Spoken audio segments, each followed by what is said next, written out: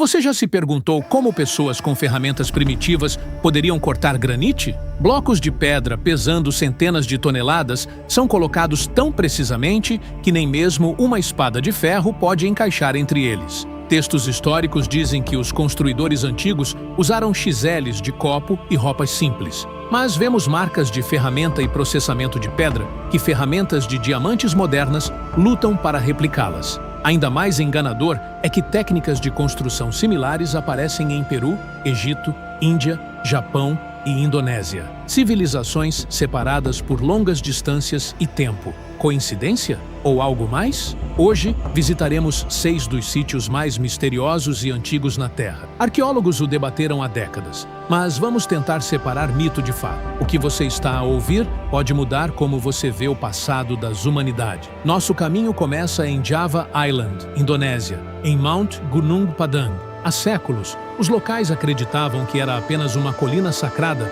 onde os espíritos dos ancestrais moravam. Essa visão mudou em 2010, quando os geólogos chegaram para estudar a atividade sísmica. Usando um radar penetrador de terra, eles descobriram algo inesperado embaixo da terra, uma estrutura de homem-feira enorme escondida dentro da colina. Análise de radiocarbono de material orgânico encontrado entre pedras a uma profundidade de 30 metros produziu resultados chocantes. Uma idade de cerca de 20 mil anos. Essa data volta para a última era do gelo, quando os mamíferos ainda rodavam a Terra e as pirâmides egípcias ainda tinham 15 mil anos para o futuro. De acordo com a história convencional, os humanos naquela época eram simples caçadores de caçadores, incapazes de organizar a construção em grande escala, sem agricultura ou Estado. Históricos alternativos rapidamente afirmaram que Gunung Padang era a prova de Atlantis, ou uma civilização perdida e avançada. Quem mais poderia construir uma pirâmide tão cedo? Mas quando as emoções se acalmaram,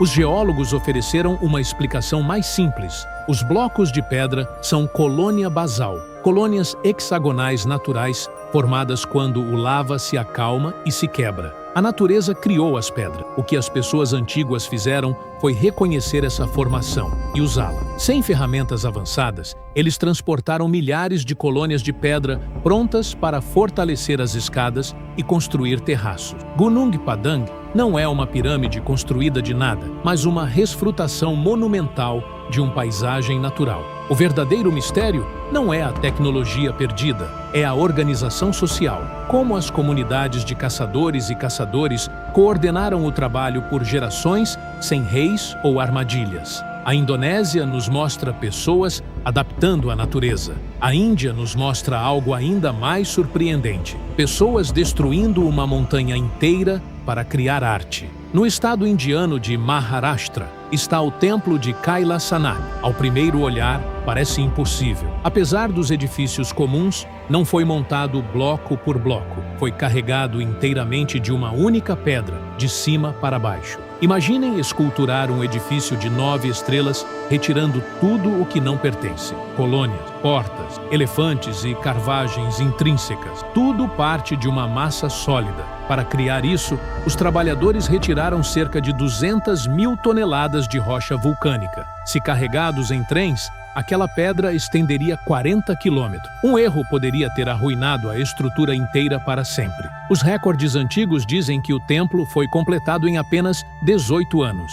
Isso significa que os trabalhadores retiraram cerca de 30 toneladas de pedra todos os dias, sem pausa, enquanto também fizeram carregamentos finos. Muitos argumentam que isso era impossível com ferramentas básicas. Alguns afirmam que os indianos antigos usaram tecnologia perdida, armas de som, ou até lasers alienígenas, mas os engenheiros apontam para uma explicação mais prática. O segredo foi a escavação vertical. Os trabalhadores carregavam para baixo, deixando a gravidade fazer o trabalho. Fragmentos de pedra foram tirados abaixo, em vez de levantados. Eles usaram ferramentas de ferro e bordas de madeira. Foras foram feitas, pedras de madeira secas foram inseridas e então derramadas com água. Enquanto a madeira expandia, ela dividia a pedra com força imensa. O mais importante, os governadores tinham poderes humanos. Milhares de trabalhadores trabalhavam continuamente. Kailasanath não é prova de máquinas esquecidas, é prova de disciplina, organização e endurance. Da Índia, passamos para o Japão, onde uma estrutura ficou escondida debaixo de água por milênios. Em 1986, o instrutor de nada, Kihachiro Arataki, explorou as águas perto da ilha de Yonaguni. Em vez de pássaros, ele descobriu terras de pedra massivas, ângulos escuros e formações parecidas com uma pirâmide ou fortaleza. A estrutura é 150 metros longas e 40 metros espalhada. As notícias se espalharam rapidamente e as pessoas falavam de um Atlântico japonês. Os níveis de mar aqui estavam tão baixos há cerca de 10 mil anos. Se feita por homem, a estrutura predica as pirâmides por milhares de anos. Apoiadores de civilizações perdidas antigas apontam para agulhas redondas, parecidas com bases colônicas e formações que parecem elaboradamente carvadas. Esquéticos argumentam que a pedra-mar e argolite naturalmente fracassam em linhas diretas devido ao movimento tectônico. Fortes correntes retiraram materiais mais sofres, deixando pontas escuras que parecem artificiais. A maioria dos cientistas acreditam que a natureza formou a base, enquanto as pessoas antigas podem ter modificado-a um pouco, cortando passos ou usando-a como um sítio ritual. Yonaguni provavelmente é uma colaboração entre geologia e humanidade. Às vezes, os segredos estão escondidos, não na água,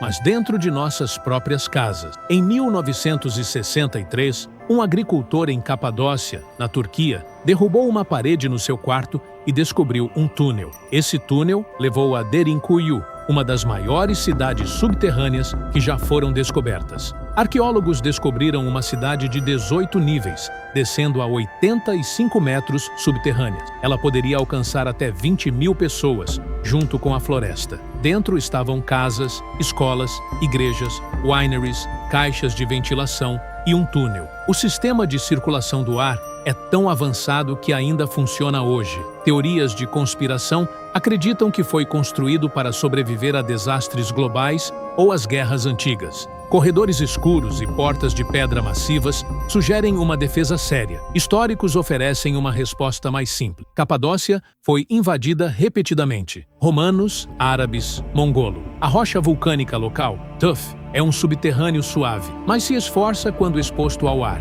Residentes carvam cidades abaixo de seus pés e desapareceram no subterrâneo durante as invasões, fechando entradas com portas de pedra rolando. Inimigos passaram por cima, inocentes da vida abaixo. Derinkuyu não é sobre medo, é sobre sobrevivência. Mas no Oceano Pacífico há um lugar que os locais ainda têm medo depois do sol. Na ilha de Pohnpei está Nanmadol, conhecida como a Cidade dos Mortos. Construída em água, consiste em 92 ilhas artificiais conectadas por canais, ganhando-a o nome de Venice do Pacífico. Seus muros se elevam a 8 metros de altura e são construídos de colunas de basalto, pesando até 50 toneladas cada. Ao todo, a cidade contém cerca de 750 mil toneladas de pedra, comparável à Grande Pirâmide. A população naquela época era apenas cerca de 25 mil. Eles não tinham ferramentas de metal, rodas ou maquinaria. Os locais acreditam que a cidade está maldita. Em 1907,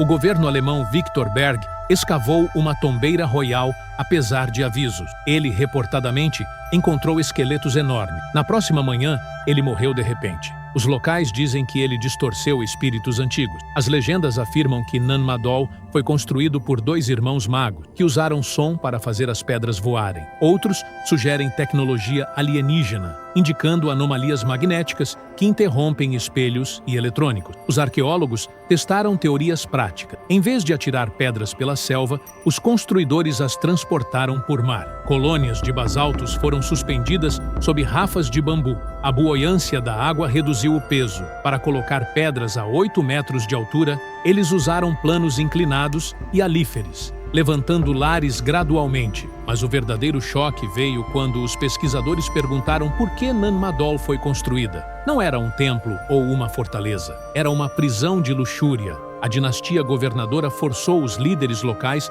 a morar lá. As ilhas não tinham água fresca ou terra de farma. Todos os suprimentos vieram por barco. Se alguém rebelou, as entregas de alimentos pararam. Nanmadol foi um instrumento de controle, um campo de concentração elite, vestido de grandeza. Nosso último paro nos leva para o subterrâneo, para Egito. Perto de Saqqara, está o Serapium, descoberto em 1850 pelo arqueólogo Auguste Mariette. Ele encontrou uma avenida escondida, levando-se a túneis fechados. Para entrar, ele usou explosivos. Dentro estavam galerias longas, carvadas em pedra, segurando 24 sarcófagos de granada massivo. Cada caixa pesa até 100 toneladas, com capas pesando mais de 30. Os chãos ainda tinham marcas antigas, sem toque, por 3.000 anos. Quando abriu, os sarcófagos eram vazios, sem mamíferos, sem tesouro. O que surpreendeu os engenheiros foi a precisão. As superfícies de granada são polidas até a perfeição perfeita. As pernas interiores formam ângulos de 90 graus. O margem de erro é menor que o cabelo humano. A granada é uma das pedras mais difíceis na Terra. Alcançar essa precisão dentro de uma caixa fechada com luz de tocha defende a explicação. Alguns acreditam que estes foram dispositivos técnicos, containers de energia, escudos de radiação ou algo mais totalmente. Os egiptólogos argumentam que foram feitos usando chaves de copo e abrasivos de sal. Experimentos mostram que é possível, mas incrivelmente devagar. Um sarcófago levaria décadas. Logísticas permanecem inexplicáveis, como foram os blocos de 100 toneladas mudados através de túneis escuros e abaixados para as caixas. Com apenas 40 centímetros de clareza, o Serapium permanece um dos maiores desafios da arqueologia. Hoje, cruzamos continentes e milênios. Vimos uma pirâmide mais antiga do que a história, cidades subterrâneas, templos carvados das montanhas e pedras mudadas atrás dos oceanos. Estes lugares compartilham uma verdade. Os povos antigos não eram primitivos, não tinham tecnologia moderna, mas tinham tempo, organização, crença e propósito. Talvez não perdéssemos a tecnologia antiga, talvez perdéssemos a paciência. O que você acha que nossos descendentes dirão quando descobrirem nossas cidades milhares de anos depois? Eles nos entenderão? Ou chamarão nosso mundo um mistério inesperado? Escreva nos comentários qual estrutura te impressionou mais. E não esqueça de se inscrever. História tem muitos segredos esperando para ser descoberto.